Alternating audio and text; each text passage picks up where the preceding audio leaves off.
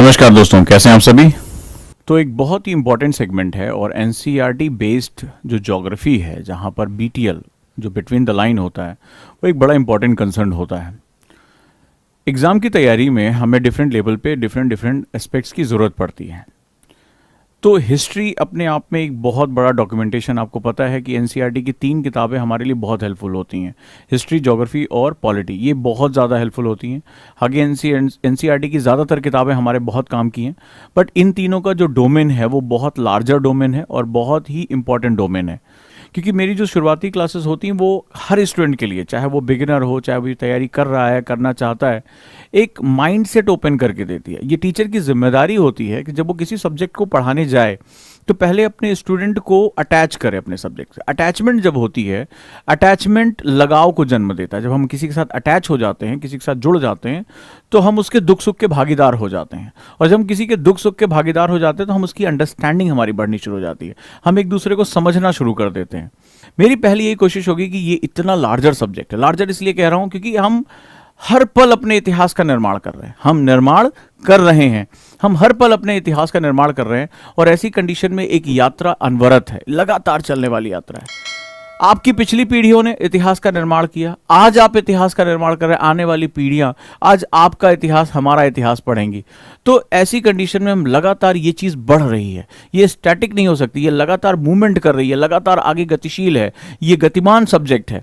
तो ऐसी कंडीशन में इसको समेटना, इसका एक चित्र बनाना, इसमें रंग भरना, इसमें अलग अलग संस्कृतियों, अलग अलग समय काल में लोग आए गए, रजवाड़े, हम केवल फैक्ट पढ़ते रहते हैं और हम ये समझ नहीं पाते कि इस पूरी कहानी का बेसिक परिदृश्य, बेसिक मर्म क्या है। तो मैं लगातार यही एक बुनने की कोशिश कर रहा हूँ कि आपको एक बेसिक फंडामेंटल समझ में आए कि हिस्ट्री क्या है, हिस्ट्री कैसे काम करती है, और एक एक करके मैं हिस्ट्री को पढ़ने का सही तरीका क्या होना चाहिए उसके बारे में आपसे बात करूंगा। कैसे हम एविडेंसेस को बेस बनाकर उन फुटप्रिंट्स के बारे में बात करते हैं। तो अगर इस सब्जेक्ट पे भी आपकी एक कमांड हो जाती है तो नो डाउट आपको बहुत ज्यादा इसमें हेल्प होने जा रही है यूपीएससी में। मैंने आपसे कहा कि क्या है इतिहास, हिस्ट्री क्या है। एक फुटप्रिंट है। क्या है ये? फुटप्रिंट है ऑफ जर्नी। तो दो चीजें थी, फुटप्रिंट यानी मेरे पदचिन्ह, वो सभी लोगों ने जिन्होंने समय यानी काल के इस पूरे पैमाने पर, ये जो टाइम जोन रन कर रहा था, उस पर जो उन्होंने अपने पैरों के निशान बनाए, अपने फुटप्रिंट्स बनाए, जो हमें दिखाई पड़ते हैं। वो स्तूप के रूप में हो सकता है, वो नागर शैली में हो सकता है, वो मंदिरों की शैली में हो सकता है, वो मस्जिदों को बनाने के तरीके हो सकते हैं, वो कोई अशोक के स्तंभ हो सकते हैं, वो कोई भी रजवाड़े हो सकते हैं, वो उस व्यक्ति की भी कहानी हो सकती है जिसने पहली बार आग जलाई थी, जिसने आग की खोज की थी। वो राख के टुकड़े जो जाकर जो है वो पत्थरों में जमते चले गए, वो सब कुछ हमारे फुटप्रिंट है। जब इनको जोड़ते हुए हम इस पूरी यात्रा में या तो आगे से पीछे या पीछे से आगे आने का प्रयास करते हैं। मैंने आपको बताया कि अतीत के चश्मे से वर्तमान को देखते हैं। जब हम पास्ट पे खड़े होकर हम प्रेजेंट को जो है सी थ्रू करते हैं, या हम प्रेजेंट में खड़े होकर हम अपने पास्ट को देखते हैं। तो ये जो फुटप्रिंट्स है, ये जो जर्नी है, ये बड़ी ही इंपॉर्टेंट होती है। जर्नी में कोई चीज हमें पॉजिटिव दिखाई पड़ती है और कोई चीज हमें निगेटिव दिखाई पड़ती है। कोई तेजी से जाता हुआ दिखाई पड़ता है, कोई धीमा हमें दिखाई पड़ता है। सेम हमारे साथ जैसा होता है।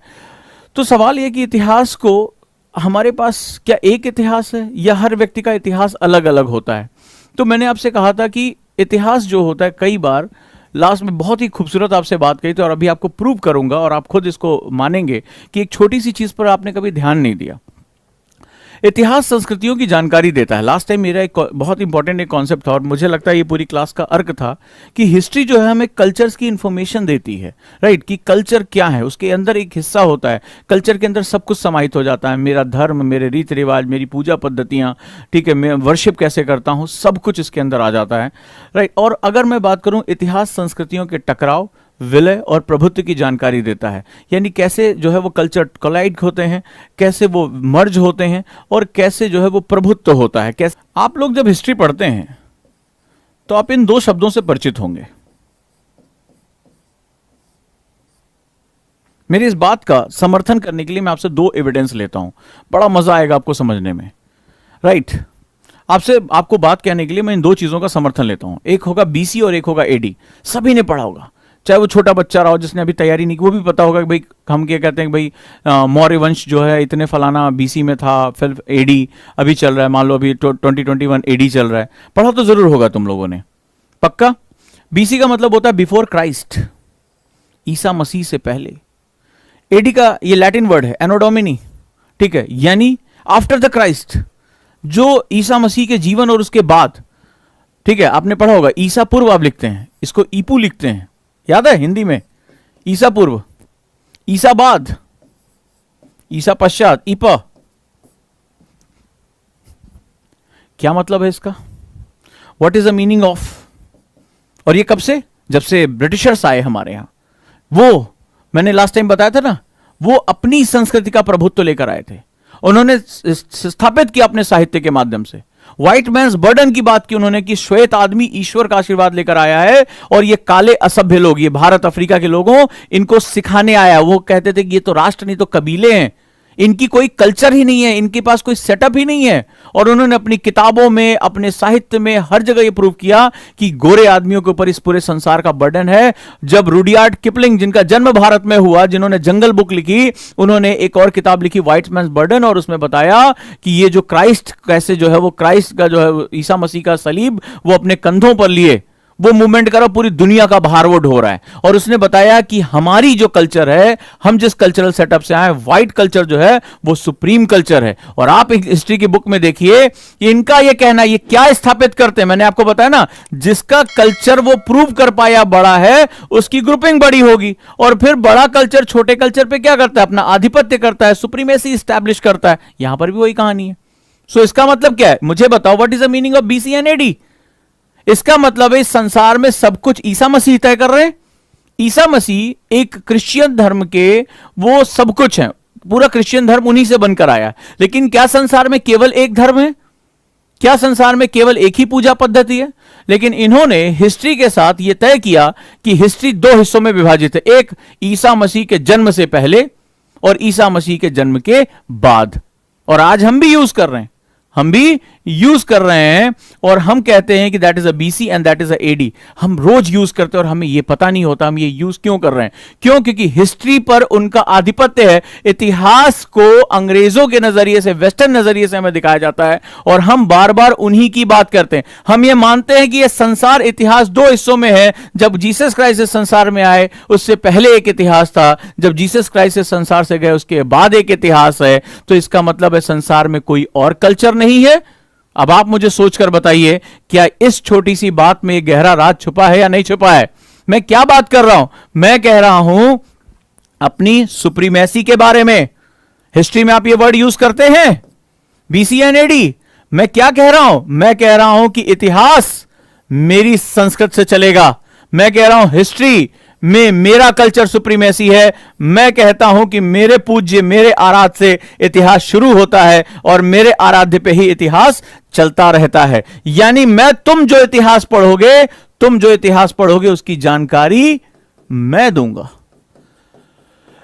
यानी ये मेरा चश्मा है, ये मेरा चश्मा है। समझ में आया?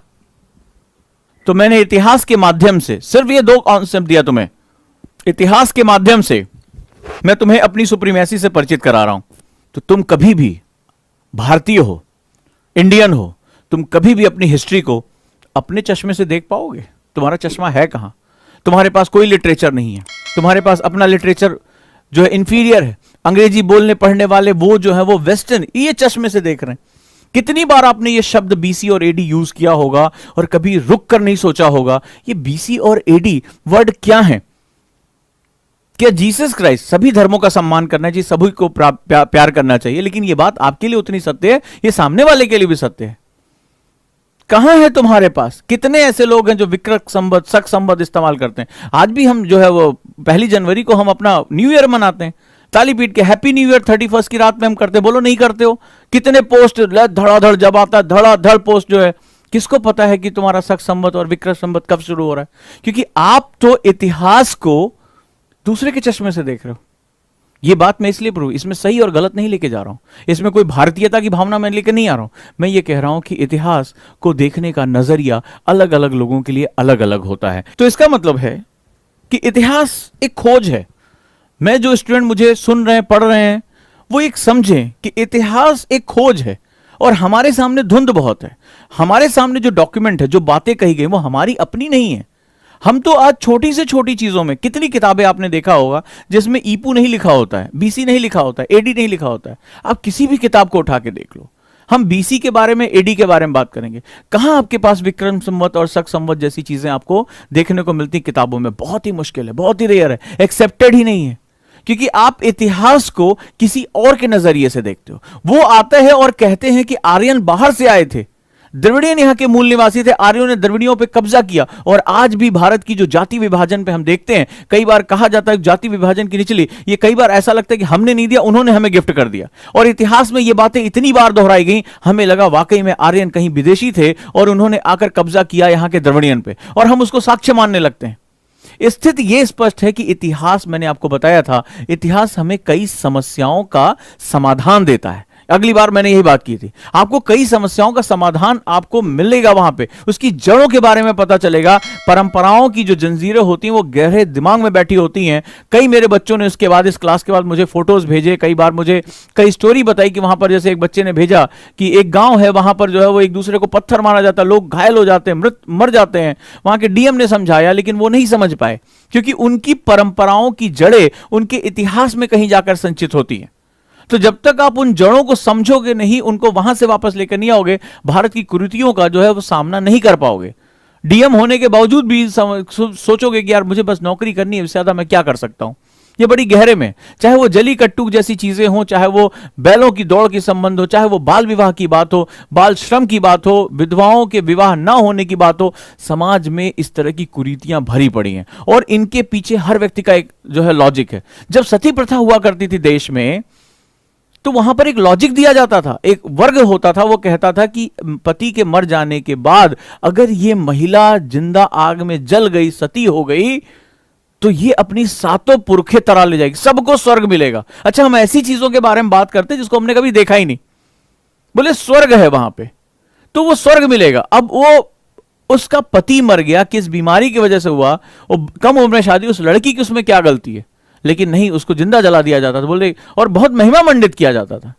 लेकिन ऐसे भी व्यक्ति हुए जिन्होंने लॉजिक बेस पे इसका विरोध किया, और आज देखिए, आज सती प्रथा बैन है, आज हमें नहीं सुनने को मिलता इस विषय में, लेकिन ऐसी कुरीतियां भारत में थी। तो समाज एक गतिशील अवधारणा है, इतिहास समाज की परिभाषा तय करता है, ये बात आप समझिएगा।